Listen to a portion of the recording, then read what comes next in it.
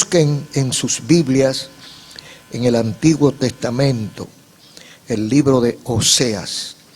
Oseas está después de Ezequiel, Daniel, Oseas, Nahum, Habacuc, Oseas, en la parte final del Antiguo Testamento. Oseas capítulo 4. Vamos a leer algunos versículos, del 1 al 6. Leemos en el nombre del Padre, del Hijo y del Espíritu Santo. Oíd palabras de Jehová, hijos de Israel, porque Jehová contiende con los moradores de la tierra, porque no hay verdad ni misericordia, ni conocimiento de Dios en la tierra. Perjurar, mentir, matar, hurtar, adulterar, prevalecen, y homicidio tras homicidio se suceden.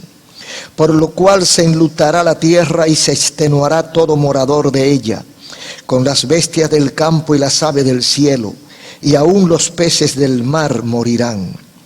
Ciertamente, hombre no contienda ni reprenda a hombre, porque tu pueblo es como los que resisten al sacerdote. Caerás, por tanto, en el día, y caerá también contigo el profeta de noche, y a tu madre destruiré. Mi pueblo fue destruido, porque le faltó conocimiento.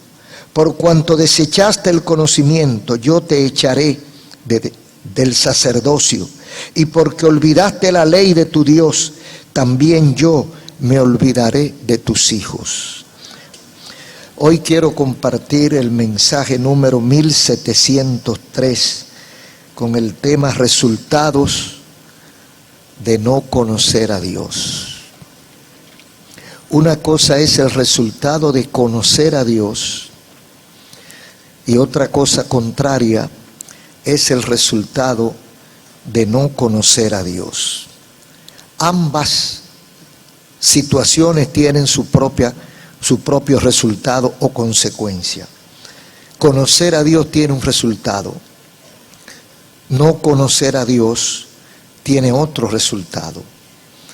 Al escuchar estas palabras, no sé los amigos que nos escuchan qué pensarán. A lo mejor no tienen idea de lo que significa conocer o no conocer a Dios y de cuáles son las maneras que se puede conocer a Dios y qué significa conocer a Dios. Amigos y hermanos, toda acción que tomamos en la vida produce un resultado. Lo que quiere decir que usted acordarse de mí tiene un resultado. Olvidarse de mí tiene otro resultado. Usted estudiar tiene un resultado. No estudiar tiene un resultado contrario. Es decir, que toda acción que hacemos tiene una consecuencia mala o buena, un resultado malo o bueno. Entonces uno se pregunta, ¿habrá alguien que conozca a Dios? ¿Habrá alguien que se atreva a decir que conoce a Dios? Algunos creen que sí, que lo conocen, porque han oído hablar de Él. Yo he oído a los evangélicos decir muchas cosas de Dios y yo pienso que conozco a Dios. Otros dicen o piensan que es natural que uno conozca a Dios porque uno sabe que Él existe. Dios está en los cielos, Dios así, asado. Entonces yo conozco a Dios y piensan que lo conocen. Cuando decimos que conocemos a alguien, debemos tener en cuenta por lo menos dos cosas. Por lo menos dos cosas debemos tener en cuenta. Primero, sus requisitos. ¿Cómo es esa persona? ¿Qué le gusta y qué no le gusta a esa persona? Porque de repente yo digo que lo conozco y estoy haciendo una cosa que a él le desagrada y le estoy ofendiendo. Entonces, no lo conozco. Porque creo que con lo que estoy haciendo, lo estoy agradando y lo que estoy haciendo es todo lo contrario. En vez de producir un acercamiento, lo que produce es un alejamiento o un rechazo, porque estoy obrando conforme a lo que precisamente esa persona rechaza. Entonces, cuando decimos que conocemos a un hombre o una mujer, nosotros debemos primero haber estudiado cuáles son sus gustos, sus preferencias y sus rechazos, para no ofender a esa persona. Hay gente que se casa sin conocerse. Hay gente que se une a otra persona sin haber tenido en cuenta esos detalles. Usted sabe que hasta el perfume que usted usa debe tenerlo en cuenta. Usted está enamorado de una joven y usted usa un perfume que usted cree que está acabando. Y cuando se le acerca a esa muchacha, la mujer se aleja. En vez de acercársele, lo que hace es que se aleja. Todo porque usted no se detuvo en ese sencillo detalle que está produciendo lo contrario a lo que usted quiere. Lo segundo que debemos tener presente es las competencias. ¿De qué es capaz o qué puede hacer esa persona o no puede hacer esa persona? ¿Y bajo qué condiciones? O sea, yo tengo un amigo y como amigo al fin, de vez en cuando los amigos se tienden la mano. Pero si es mi amigo, yo debo saber la competencia de mi amigo. Hasta dónde llega la capacidad de mi amigo, el poder económico, intelectual, moral. Debo conocerlo un poco para no tener encuentros desagradables con esta persona. Debo saber hasta dónde llegan sus fuerzas, de qué es capaz y de qué no. Entonces, cuando decimos que conocemos a Dios, cuando yo conozco a Dios, mi conducta se transforma. Cuando usted porque para conocerlo hay que acercarse.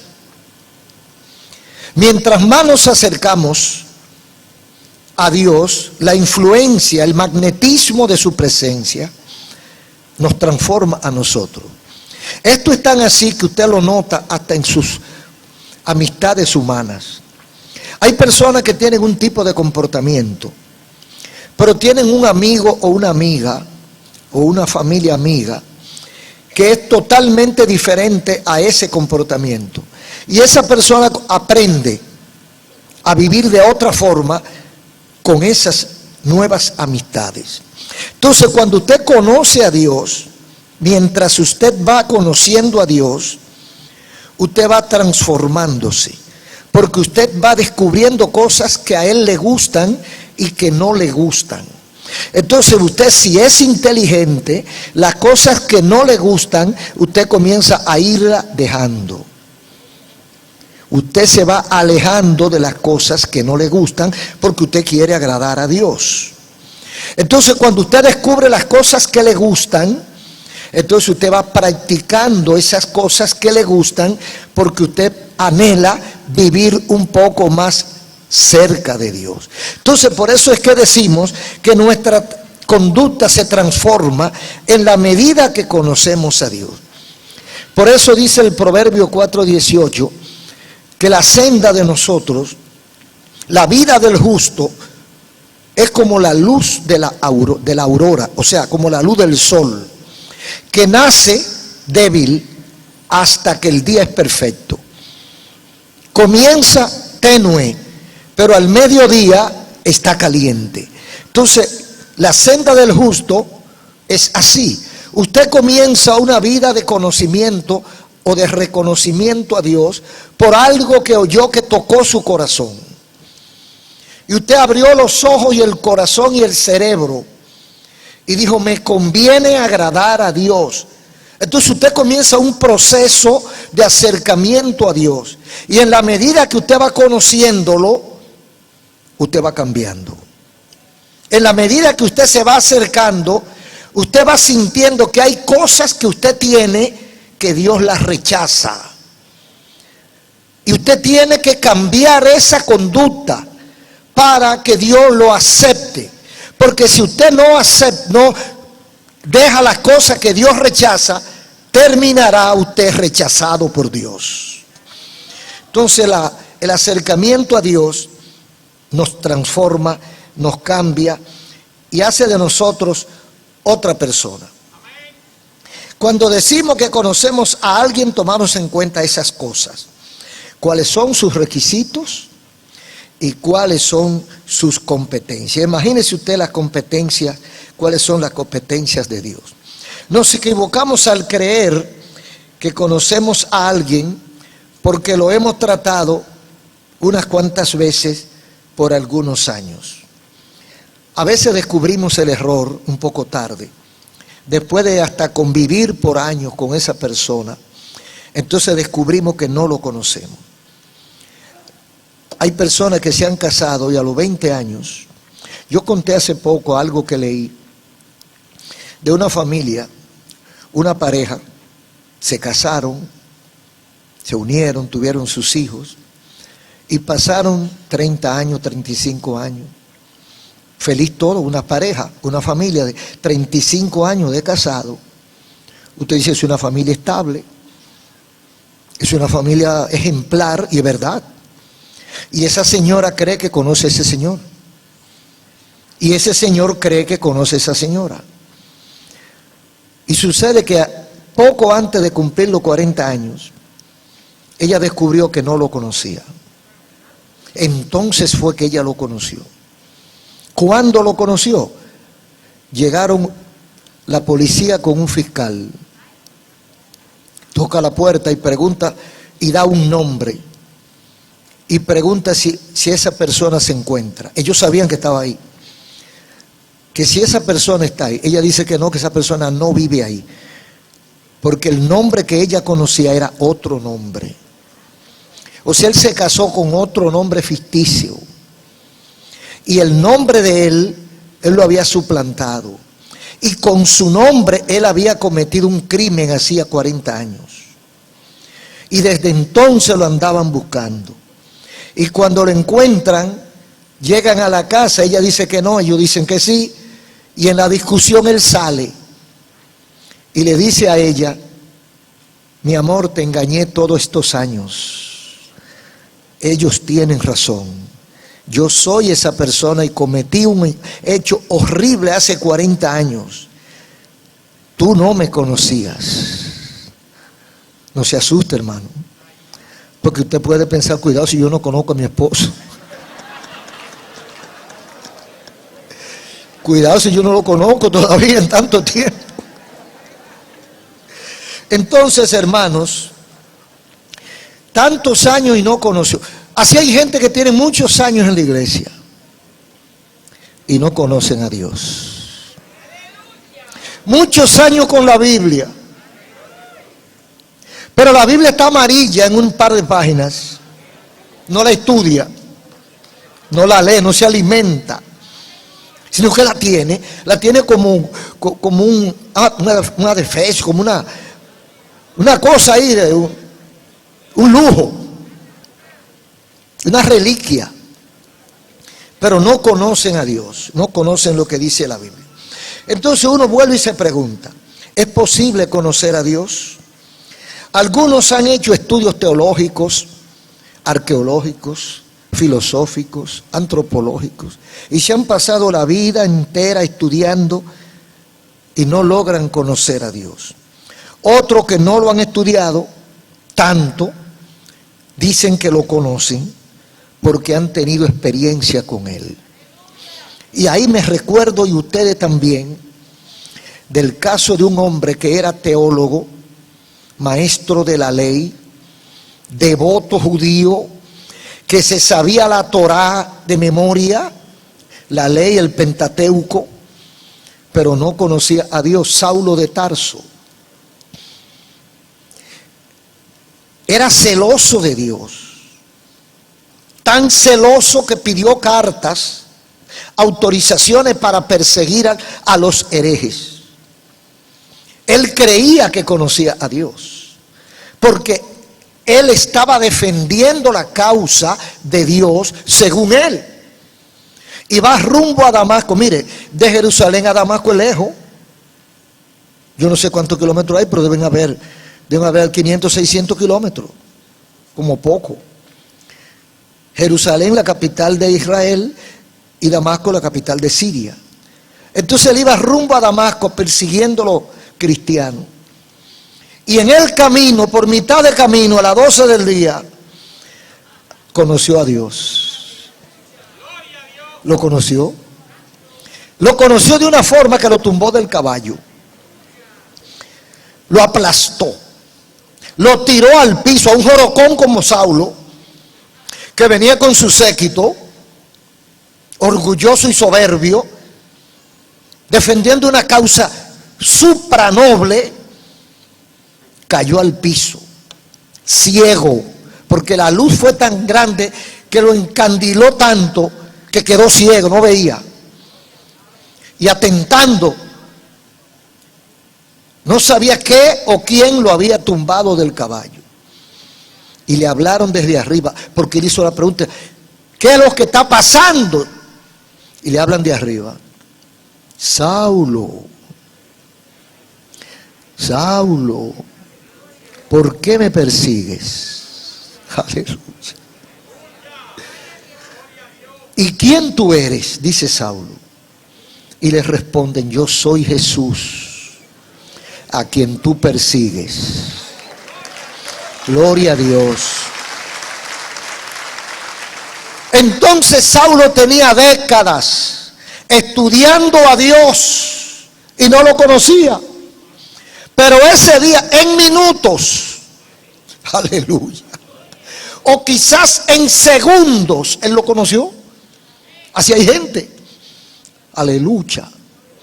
Hay gente que tiene 10, 15, 20 años asistiendo a la iglesia y no conoce a Dios. Y un día se da un estrellón.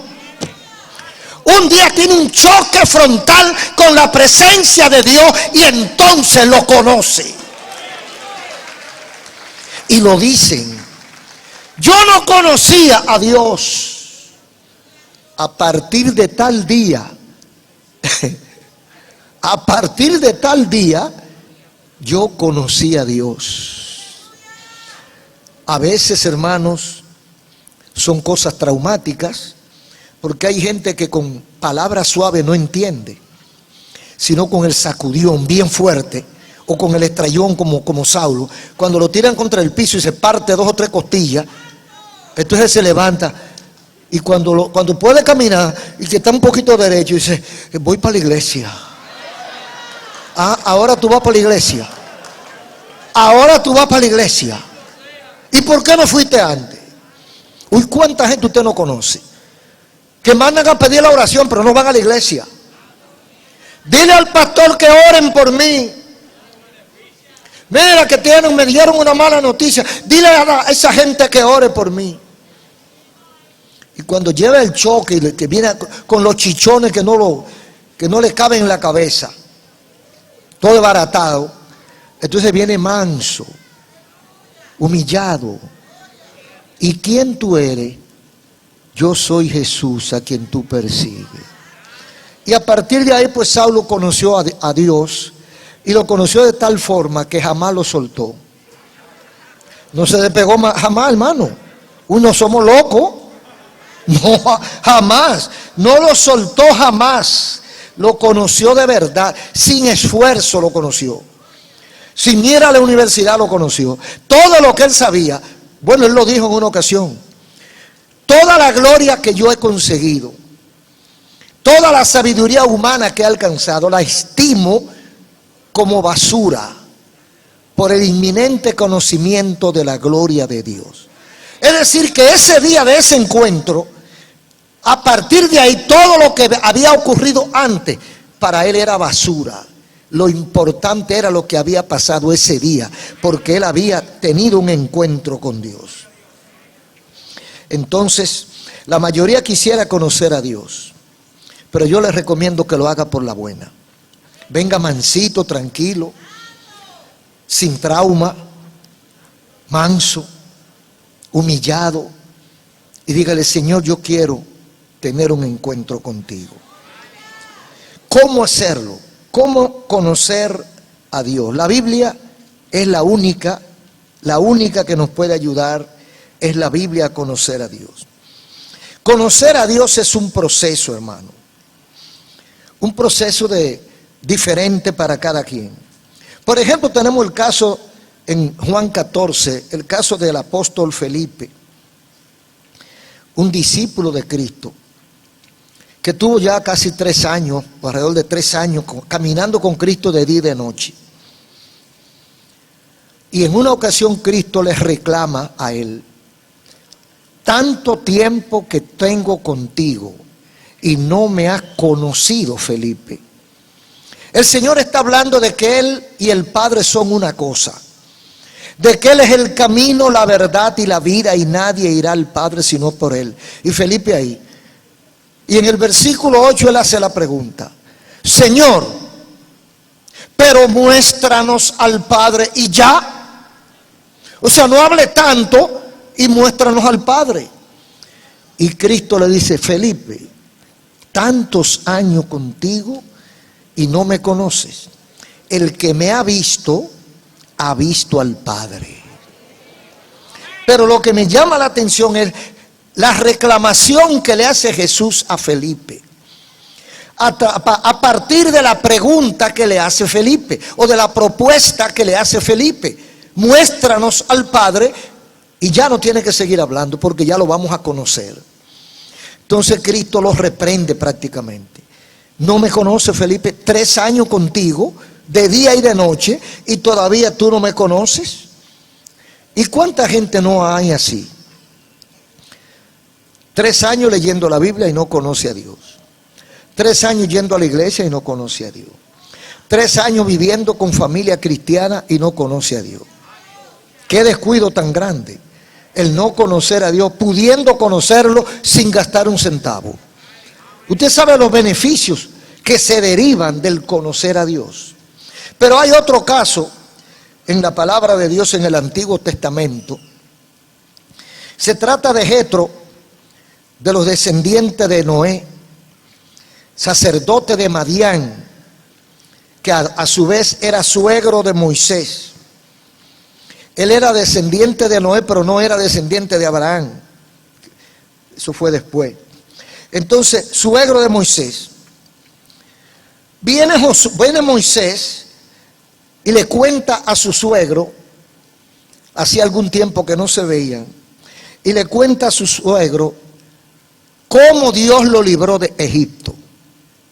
Ustedes recuerdan que Moisés, cuando salió de la casa de Faraón y se fue huyendo porque había matado a un egipcio, etcétera, llegó a ese lugar, se encontró con unas 7 o 8 muchachas que tenía Jetro, y Jetro le dio una.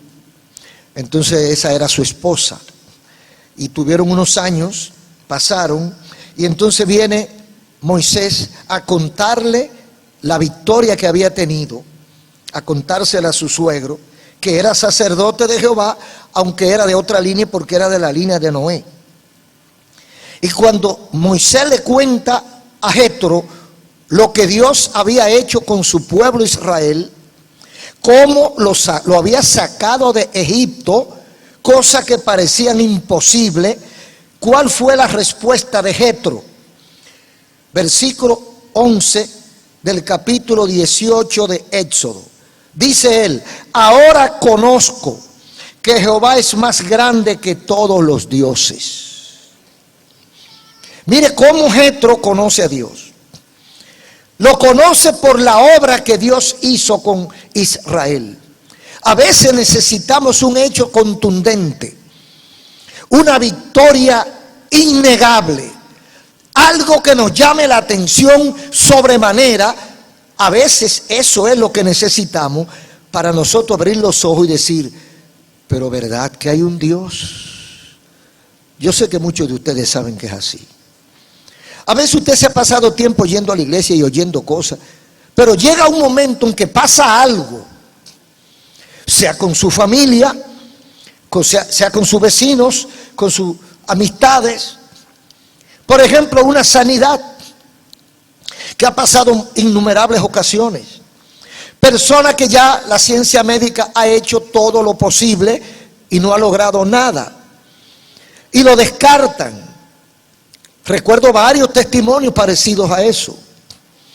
Y se van a su casa a esperar la muerte. Pero son gente de fe. Y son gente que se someten a un proceso de clamor a Dios. Y ponen a otros a que clamen a Dios por ellos. Y de repente Dios lo visita. Y cambia el panorama. Y el cáncer desaparece. Y el hombre o la mujer comienza a recibir una nueva vida y se siente mejor. Y dice, oye, pero yo me siento distinto. Entonces, para confirmación van al médico de nuevo. Y el médico dice, verdaderamente que hay un Dios. Verdaderamente que hay un Dios en los cielos. Porque este caso no tenía solución científica. Este caso era un caso perdido. Y Dios lo cambió. Pero eso no es todo. Hay casos en la familia también. Hay personas, hay hombres, hay esposos, hay hijos, hay mujeres que son las re malas, que son insoportables. Un hijo que no obedece a sus padres. Los padres le dan un consejo y él hace todo lo contrario a lo que los padres le piden. Ya el papá y la mamá lo tienen más arriba de la cabeza. No llegues tarde. No salga con esos amigos. Él continúa su parranda con esos amigos. Te van a matar, te van a estropear, te van a meter preso. Llega a las 2 de la mañana, llega a las 1 de la mañana, no llega. Y la mamá y el papá no duermen hasta que él no llega. Porque aunque él no lo piense, ellos lo piensan. Hay peligro en la calle. Hay peligro en la calle y al más fuerte parten un día. Y ellos casi no duermen esperándolo. Pero ¿qué pasa? La mamá es cristiana. El papá no es muy devoto. Porque a los hombres le da como más brega. Yo no sé por qué, pero a los hombres le da como más brega servirle a Dios. Menos mal que en el cielo no habrá hombre ni mujer. Porque si no hubiera habido una diferencia de población muy importante.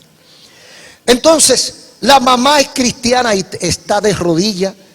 Y el papá, el esposo la ve que ella ora. Orando por su hijo que está en la calle. Pero ya ella no puede hacer más que orar. Y un día ese muchacho se topa con algo, un culto, una transmisión de radio, televisión, internet, algo le pasa que oye la voz de Dios y el muchacho cambia. Y a partir de ese momento ese joven se torna humilde, obediente, manso, llega temprano, va a la iglesia y le dice a su mamá que él quiere bautizarse. Entonces el que lo conoce, los vecinos, que oían los problemas que tenían sus padres, ¿qué dicen? Verdaderamente que hay un Dios. Porque a este no lo cambiaba nadie. No había terapia que pudiera con este hombre. Y así hay muchísimos casos de hombres y de mujeres. Entonces, eso le pasó a Jetro. Ahora conozco que Jehová es más grande que los dioses. Aleluya. Tú no sabes nada todavía, varón. Y otro caso que hubo, que hay en la Biblia, por ejemplo, es el caso de Job, que tuvo una larga experiencia de enfermedades, una larga experiencia de problemas, y al final de esta jornada dolorosa que tuvo este hombre, él confiesa, él, sin que nadie se lo pregunte, él mismo confiesa, hablando con su Dios, y le dice, de oídas te había escuchado, de oídas te había oído, pero ahora mis ojos te ven. Aleluya. Pasó algo que lo convenció, porque a veces estamos duros, pero hay cosas que nos convencen. Y Job con toda la historia que hay, no estaba convencido. Se convence al final de esta larga y dolorosa jornada y dice que ahora es que él ve a Dios, ahora es que lo conoce. Hay muchos que tienen años en la iglesia y creen que conocen a Dios, pero hay algo que los delata. La vida de un hombre o de una mujer que conoce a Dios es muy diferente a la de uno que no conoce a Dios. Su conducta lo revela todo. Y no podemos tapar el sol con un dedo. Esto es así. Muchos tienen años que dicen ellos de la boca para afuera que conocen a Dios, pero no han tenido un proceso de acercamiento tal que transforme su vida. Porque es que cuando usted conoce, cuando usted se pega de Dios, algo se le pega. Cuando usted se acerca a Dios suficientemente, el pecado no resiste la presencia de Dios. El orgullo y la soberbia no resisten la presencia de Dios. La mentira y la maldad no resisten la presencia de Dios. Esos son como hojarasca que cuando usted los mete al fuego se queman. Entonces un cristiano que conoce a Dios, toda la basura que tiene, el carácter y toda esa malicia que uno tiene de fábrica, porque venimos de fábrica con esos problemitas. Pero cuando yo me pego de Dios, esa basura se va quemando y yo me voy purificando. Y llega un momento en que me transformo de tal manera que el que me conoce no me conoce. Fulano, ¿y qué te pasó? Pero ¿qué te hicieron? Porque tú no eras así. Tú eres una persona altiva, respondón, peleón, que siempre tenía la razón, que humillaba a los demás. Y ahora yo te veo tan manso, tan comprensivo, tan humilde. ¿Qué te pasó? Bueno, que me pegué. Antes yo estaba del Egipto, yo iba a la iglesia del Egipto, y cuando había un fuego yo me apartaba un poco, que no me fuera a quemar a mí. Pero cuando yo comencé a pegarme de Dios, a meterme acerca de Dios, cuando yo empecé a sentir la presencia de Dios, toda esa hojarasca se fue quemando. Se fue quemando. Y esto es lo que queda de yo. Esto es lo que Dios ha dejado en mí. Entonces hay manera de conocer a Dios, comenzando con su palabra. Y hay tres formas principales, que son la intuición, la razón y la revelación. Cuando decimos intuición, intuir es la capacidad de percibir la realidad que nos rodea, no verla, sospecharla. Yo siento algo como raro aquí. Eso es intuición. Yo sospecho que esta persona me está engañando. ¿Tiene tú razón para decirlo? No. Eso le ha pasado a mucha gente. Usted está hablando con alguien y usted sabe que le está hablando mentira. A usted le dan información, como me ha pasado a mí en estos últimos años y pico, que me han dado tanta información que no la creo, que yo desde el principio comencé a sospechar. Me están engañando. Me están diciendo las cosas como no son. Me están alterando cosas y me están ocultando cosas. Por intuición. Porque a veces usted mira las cosas y dice, está bonito, pero no puede ser verdad tanta belleza. O alguien viene y es tan cariñoso con usted y le da un abrazo y lo apachacha y usted dice, oye, pero ¿y este amor y este cariño? ¿De dónde salió? Y es que lo están engañando. Pero la intuición, como la persona nunca ha dado señales raras, usted dice, pero es que no tengo razón para dudar de él. Pero como que hay algo adentro que me dice, no te fíes de él. Hay peligro en la olla, como le dijeron al profeta. Eso se llama intuición. Entonces a Dios se conoce también por intuición. Usted entra aquí y usted siente algo que usted no siente en el supermercado, ni en el centro comercial, ni en el cine. Y usted siente algo y dice, pero yo siento algo y lo que siento es bueno. ¿Qué es lo que hay aquí? Y por intuición usted sospecha, dice, debe ser la presencia de Dios. Esa es una manera de conocer a Dios, por intuición. La otra manera por la cual conocemos a Dios es la razón. Deducción lógica. Al ver, por ejemplo, un universo tan complejo, perfecto y organizado. La razón, yo no he visto a Dios, yo no siento nada, pero la razón me dice que tiene que haber un Dios. Y le pongo un ejemplo. Digamos que somos salvajes, no conocemos la luz, no conocemos la electricidad y mucho menos los teléfonos y todas esas cosas. Todo eso vino en la modernidad. No se conocía todavía el avión, el carro, nada de nada,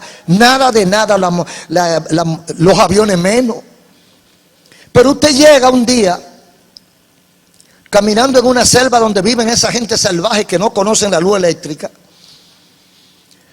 Y usted entra a esa selva y usted se encuentra un celular.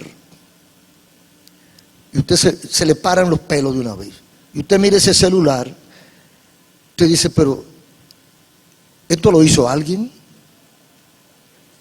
Esto está muy bien hecho. Y mira cómo suena, mira cómo prende la pantallita. Y mira cómo da aviso. Y alguien le dice, no crea eso, eso se hizo solo. ¿Cómo? Es más difícil creer eso. Creer que se hizo solo es más difícil que creer que alguien lo hizo. Entonces la razón, cuando yo veo el universo tan complejo, mientras más usted estudia el universo, mire, mejor es dejarlo, porque hasta en loco para. Los millones de galaxias que hay, con millones de planetas cada uno. Y usted dirá, ¿y qué tamaño es que tiene? No lo calcule, porque se funde. Se le funde el juicio si usted se pone a calcular la extensión del universo. Es igual que habían de que dos, no sé si era filósofo o físico, dos físicos discutiendo acaloradamente por un asunto que habían encontrado. Y había uno que aseguraba que esa pieza tenía 300 millones de años. Y el otro decía que no, que eran 250. Y estaban discutiendo por eso. ¿Habían visto ellos eso? ¿Tenían ellos prueba de eso? Dicen que sí, que tienen prueba. ¿Pero cuál es la prueba? El carbón, qué sé yo cuánto, 14 o 15. Entonces, hay gente que no quiere creer que hay un Dios. Pero toda esta magnificencia del universo, viajando a velocidades extraordinarias, un meteoro que viene a velocidades muchísimas veces superior a la luz, y que si topa con la Tierra. Una vez había una alarma mundial porque iba a pasar un meteoro cerca de la Tierra. Creo que la distancia era 14.000 kilómetros cerca de la Tierra. Y entonces eso era una razón de alarma, porque si chocaba con la Tierra, ya usted sabe. Entonces, ¿cuántos fenómenos de eso hay en el universo? Pero eso no es todo. Cuando usted va y ve el sistema de la naturaleza, cómo se reproducen las plantas, cómo se reproducen los animales, cómo cada animal encuentra su comida sin trabajar, cómo los peces del mar funcionan, cómo la tierra se autosostiene, cuántas cosas hay que nosotros no podemos explicar. Entonces nosotros tenemos que caer en un razonamiento. Alguien hizo todo eso. Y yo pienso que Abraham, Job y todos esos sabios de la antigüedad empezaban a mirar la naturaleza. El sol sale de noche y de día sale de día y de noche se acuesta, se aparece la luna que alumbra por aquí, que las estrellas, y se quedaban mirando todo eso. ¿Quién será el que dirige esta situación? Primero, ¿quién lo creó? Y segundo, ¿quién lo mantiene? Porque son dos cosas.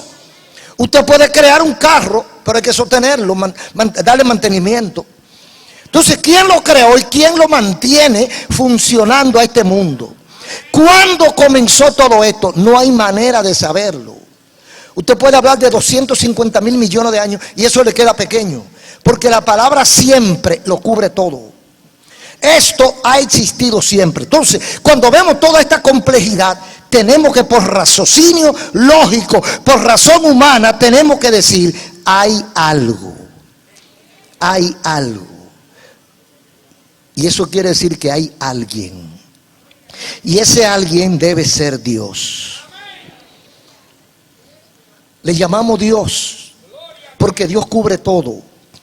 Entonces yo digo, ese es Dios. Lo conozco a través de sus obras. Lo conozco a través de los efectos que creó su inteligencia. Yo sé que hay alguien, hay un ser superior. Ahora, ¿cómo conocerlo? Dice Deuteronomio 29:29. Las cosas secretas pertenecen a Jehová nuestro Dios, mas las reveladas son para nosotros y nuestros hijos para siempre, para que cumplamos toda la palabra de esta ley.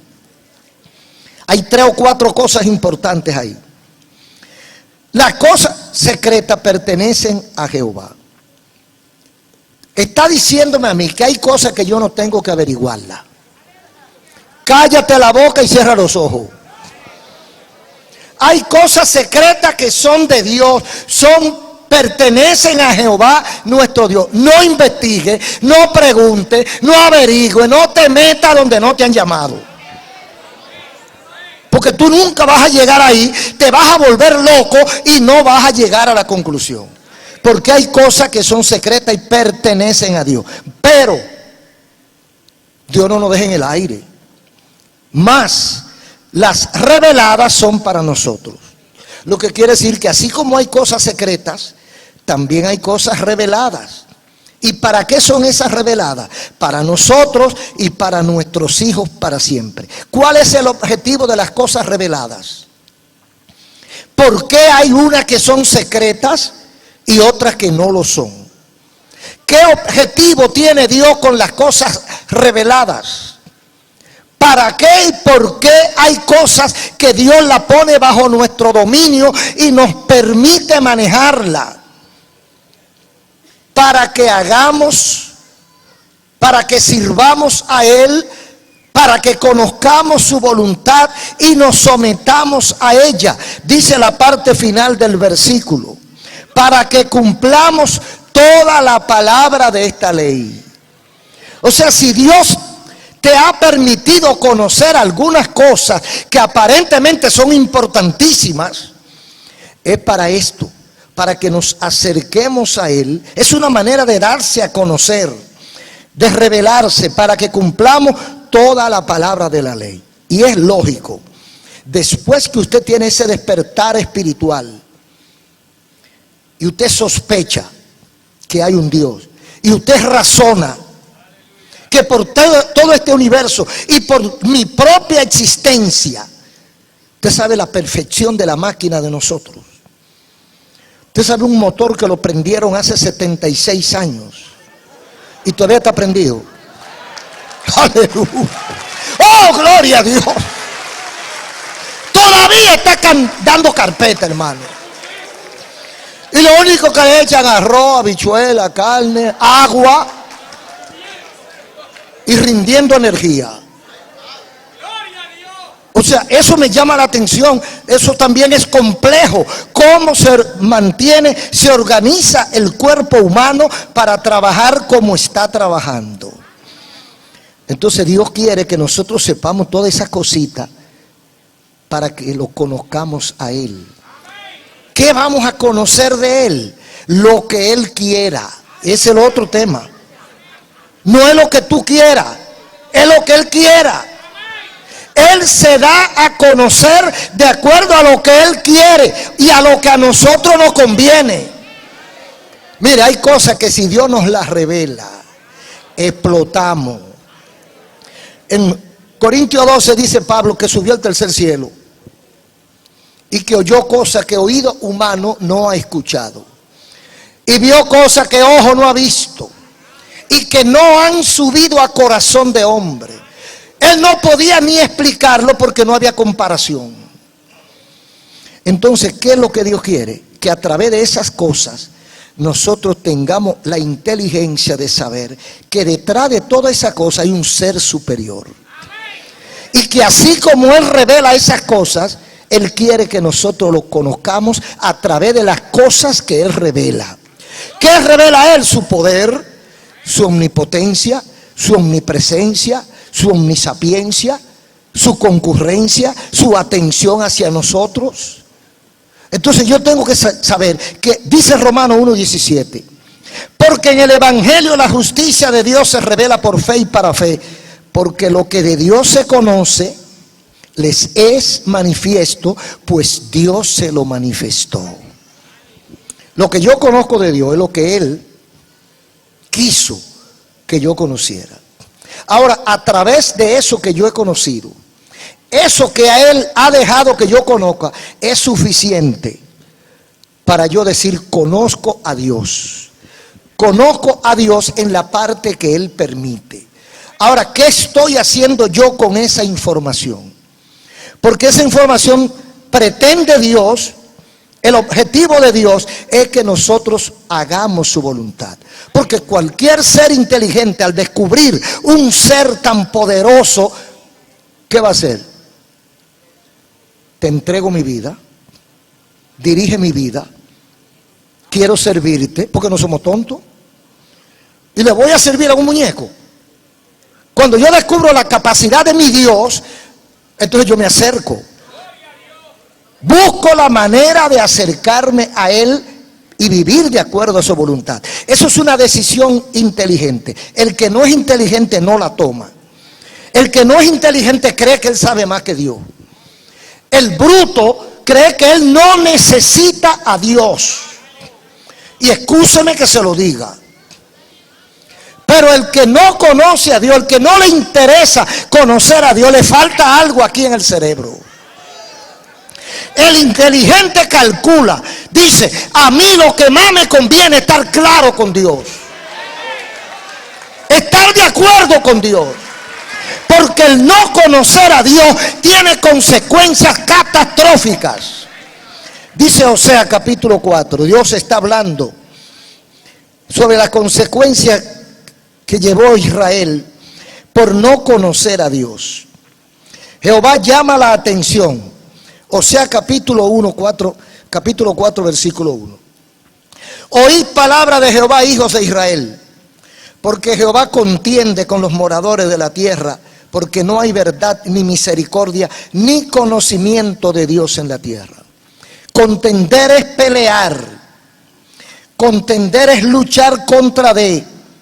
Entonces dice aquí, Jehová contiende o pelea con los moradores de la tierra. Cualquiera no quiere echar ese pleito, hermano. Ese es el pleito, es un pleito peligroso. No hay manera de que usted salga victorioso en ese pleito. Por donde quiera le va a salir.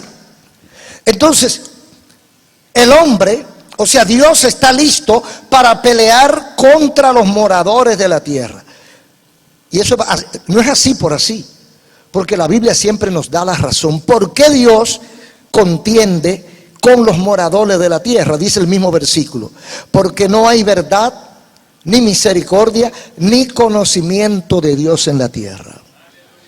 O sea, si el hombre está desviado y desvinculado de Dios, si el hombre está haciendo maldad, si el hombre no tiene misericordia, dice aquí, esto es una consecuencia de la falta del conocimiento de Dios en la tierra.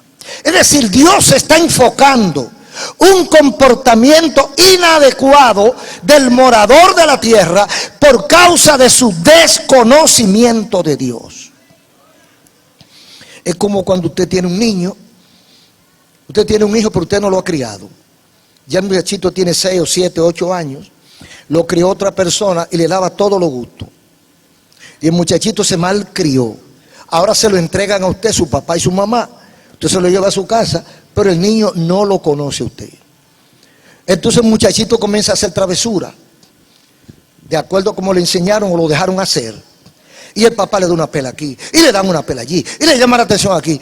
O sea, el niño está comportándose de acuerdo a aquel porque no conoce al papá. Así pasa con nosotros. Cuando no conocemos a Dios, nos comportamos como el otro que nos enseñó las otras cosas. Cuando usted estaba en Egipto, cuando usted servía a otros dioses, cuando usted caminaba de acuerdo a otras voluntades, cuando usted servía y rendía cuenta a otro, es una cosa. Y cuando usted vino al Señor y se acercó un poquito, es otra cosa. Lo que allá te permitían, aquí no. Y lo que allá no te hablaban ni te mencionaban, aquí te lo repiten 1.000.000 de veces. No conocen a Dios. Dice el versículo 4. Y la razón es, no conocen de Dios, el Dios de la tierra. Entonces sigue diciendo el versículo 2. Los resultados lo delatan. Cuando vivimos lejos de Dios se nota. No se puede esconder. Porque la falta de conocimiento de Dios, el no conocer a Dios, tiene una conducta. Y el conocer a Dios tiene otra conducta. Dice el versículo 2.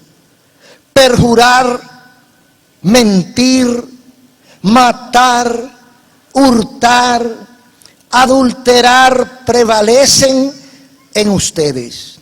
Y homicidio tras homicidio se suceden. Ese es un comportamiento muy parecido al que hay en la sociedad moderna y al que ha habido en todas las sociedades, pero mientras pasan los años la cosa se incrementa. Entonces Dios está acusando a Israel de matar, de mentir, de engañar, de robar, de adulterar, a una sola situación: no conocen a Dios. Entonces cuando usted ve una gente mala, cuando usted ve una sociedad perversa como la que estamos viviendo, ¿qué usted va a decir? ¿Por qué lo hacen? Simple: no conocen a Dios, no saben el camino, no saben cómo agradar a Dios, pero tampoco saben la consecuencia de no agradarlo. Que esas son dos cosas que hay que tener presente. ¿Cómo agradarlo y qué pasa si yo no lo agrado? Cuando vivimos lejos de Dios, somos seres muchas veces, la mayoría, insoportables, inaguantables, incómodos de tratar, porque nos creemos que somos un orgullo loco y nos creemos superior a los demás. Eso es una causa. Otra, que somos molestosos o de mala costumbre. Usted sabe que un amigo le puede enamorar a la esposa a su otro amigo, porque eso es el mundo. Y muchas cosas de ese tipo de traiciones le pasan a la gente en el mundo, porque esa es la sociedad del que no conoce a Dios, del que vive lejos de Dios. Y dice el versículo 3, el caos es inevitable. La debacle es inevitable cuando no se conoce a Dios. Por lo cual se enlutará la tierra y se extenuará todo morador de ella, con las bestias del campo y las aves del cielo, y aún los peces del mar morirán. Ciertamente, hombre, no contienda ni reprenda a hombre, porque tu pueblo es como los que resisten al sacerdote. Entonces, ¿qué está diciendo el Señor cuando dice se enlutará la tierra y se extenuará todo morador? ¿Cuándo se pone luto la gente? Cuando hay muertos. Y la Biblia dice que una de las consecuencias de no conocer a Dios es que la tierra se enlutará. No piensen, mire, piensen un poquitico lo que está pasando en Afganistán, por ejemplo. Y no solo en Afganistán, en Pakistán, en Hindustán, en Kurdistán, en todos esos tan. Son gente que viven aforrados. Y son gente que porque una mujer se pinte las uñas la matan en la calle. Porque una mujer no se ponga la burka, el aparato ese que se pone, si se le ve más de los ojitos, nada más la rayita de los ojos, tiene problema. Y si un hombre la defiende, se va también. O sea el papá, o sea quien sea. Esa es una señal de luto. Son gente que viven en el luto porque no conocen a Dios. Decidieron seguir a Mahoma y cambiaron a Mahoma por Dios. Y la señal está clara: los países más atrasados de la tierra, los que no conocen a Dios, viven atrás. El que conoce a Dios tiene la inteligencia abierta. Es una persona de conocimiento amplio.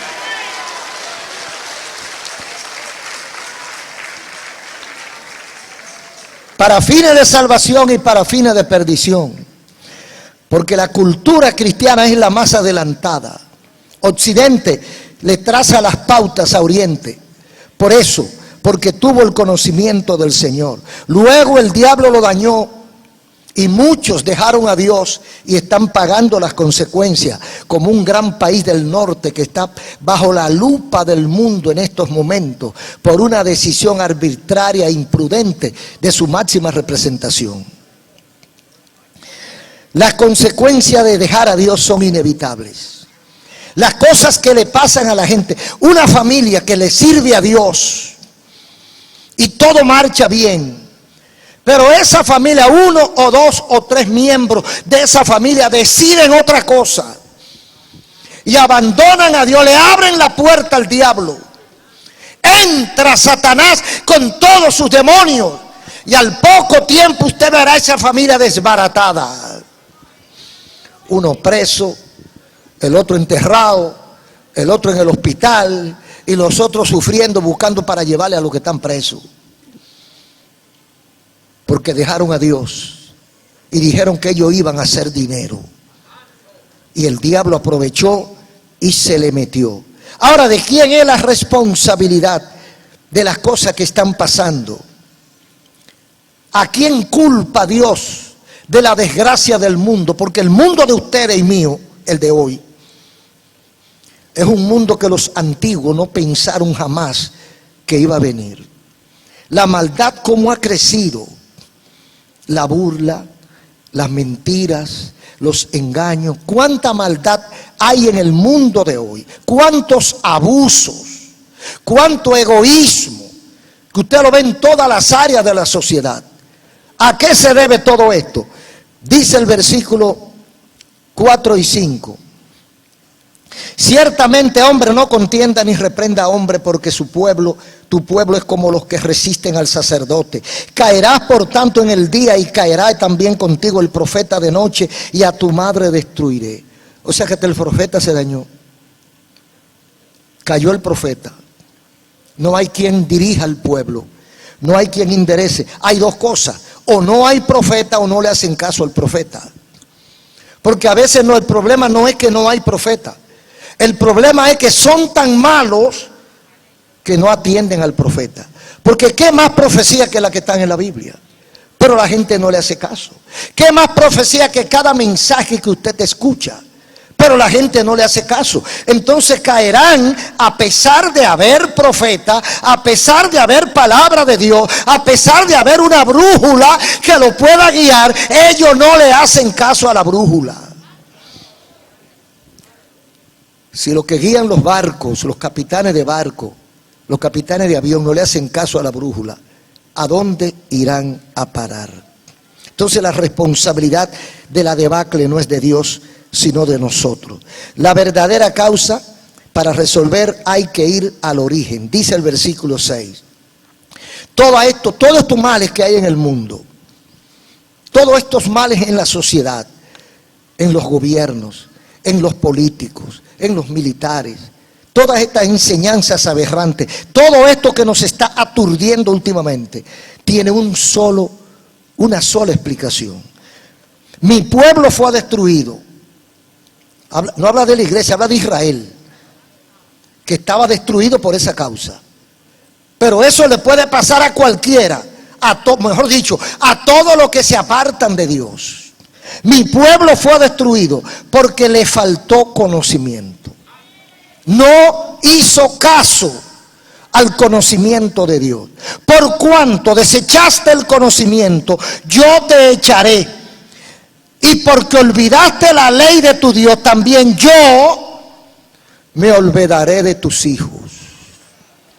O sea, toda la culpa nuestra recae sobre nuestra falta de conocer a Dios. Hermanos, repito, es lógico que el que conoce a Dios le sirve a Dios. El que usted ve que está jugando a la candelita, al escondido con Dios, es que no lo conoce. Y el resultado de no conocer a Dios es el caos, es la muerte espiritual y física. El resultado de no conocer a Dios es la miseria espiritual y material. El resultado de no conocer a Dios es familia destruida, hogares destruidos, corazones destruidos, intranquilidad, problemas emocionales, depresiones, que las pastillas ni los jarabes alcanzan para curar la mente distorsionada y alocada de tanta gente porque han rechazado a Dios. El que conoce a Dios, número uno, se acerca. Y número dos, recibe los beneficios. Porque el que realmente conoce a Dios vive en paz. Duerme tranquilo. Ama a su hermano y se ama a sí mismo. Entonces, resultado de no conocer a Dios es perdición total. Averigüemos cómo estamos nosotros. Si estamos cerca, sirviéndole al Señor, o los recordamos cuando nos parece. Un aplauso al Señor.